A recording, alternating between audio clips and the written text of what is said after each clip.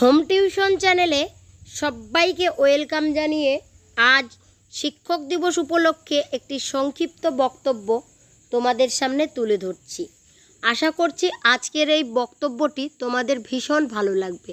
তো চলো শুরু করা যাক। নমস্কার।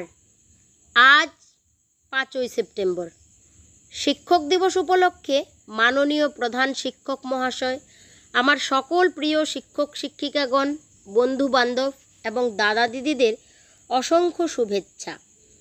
আজকের এই শ্রদ্ধেয় দিনে সবার প্রথমে আমি বিশেষ করে ধন্যবাদ ও কৃতজ্ঞতা জানাই আমার পরম পূজনীয় শিক্ষক শিক্ষিকাদের, যাদের সান্নিধ্যে আজ আমি এইটুকু বলার মানসিক সাহস ও যোগ্যতা অর্জন করেছি। বাবা মায়ের ঋণ যেমন কোনোদিনও শোধ করা যায় না, ঠিক তেমনি শিক্ষক শিক্ষিকাদের ঋণও কোনোদিনও শোধ করা যায় না। 5ই সেপ্টেম্বর ক্যালেন্ডারে লাল দাগ না থাকলেও আমাদের মনে দাগ কেটে গেছে শৈশব থেকেই।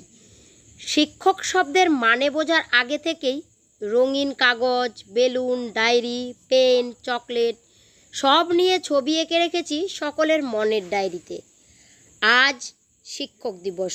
ডক্টর সর্বপল্লী রাধাকৃষ্ণনের জন্মদিন, যিনি প্রথম উপরাষ্ট্রপতি এবং দ্বিতীয় রাষ্ট্রপতি ছিলেন, যিনি একাধারে রাজনীতিবিদ, বিচক্ষণ দার্শনিক এবং সর্বোপরি একজন আদর্শ শিক্ষক হিসেবে সমস্ত ভারতবাসীর মনে দাগ কেটে গেছেন। 1962 সালে রাষ্ট্রপতি হওয়ার পর তার কিছু গুণমুগ্ধ ছাত্রছাত্রী এবং অনুগামীরা তার জন্মদিন পালন করতে চাইলে তিনি বলেন যে সেই দিন তার জন্মদিনের পরিবর্তে শিক্ষক দিবস হিসেবে পালিত হলে তাহলে তার কোনো আপত্তি নেই। সেই থেকেই অর্থাৎ 1962 সাল থেকে আজও মহা সমারোহের সাথে ভারতবর্ষে শিক্ষক দিবস হিসেবে পালন করা হয়। প্রকৃতপক্ষে একজন শিক্ষকই পারে দেশ ও সমাজের পরিবর্তন ঘটাতে। তাই শিক্ষকদের অবদানকে আমরা কোনোদিনই অস্বীকার করতে পারবো না। একজন শিক্ষকই হলেন সমাজের তথা মানুষ তৈরির কারিগর। একজন মা সন্তানকে জন্ম দেয়, কিন্তু সত্যিকারের একজন শিক্ষক জীবনকে আকার ও আকৃতি দেয়।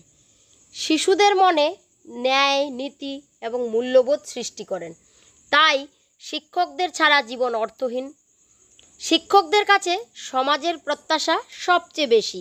আমাদের উচিত প্রত্যেক শিক্ষকদের শ্রদ্ধা, ভক্তি ও সম্মান দেওয়া। ঘটা করে শুধু 5ই সেপ্টেম্বর বছরের এই একদিন শিক্ষক দিবস হিসেবে ধুমধাম করে অনুষ্ঠান করে শিক্ষকদের হাতে দামি দামি উপহার তুলে দেব, এটা নয়। অন্তর থেকে বছরের 365টা দিনই শ্রদ্ধা, ভক্তি ও সম্মান করতে হবে। তবেই সত্যিকারের শিক্ষক দিবসের সার্থকতা থাকবে। আমার সকল শিক্ষক ও শিক্ষিকাদের প্রণাম জানিয়ে আমি আমার বক্তব্য শেষ করছি। ধন্যবাদ।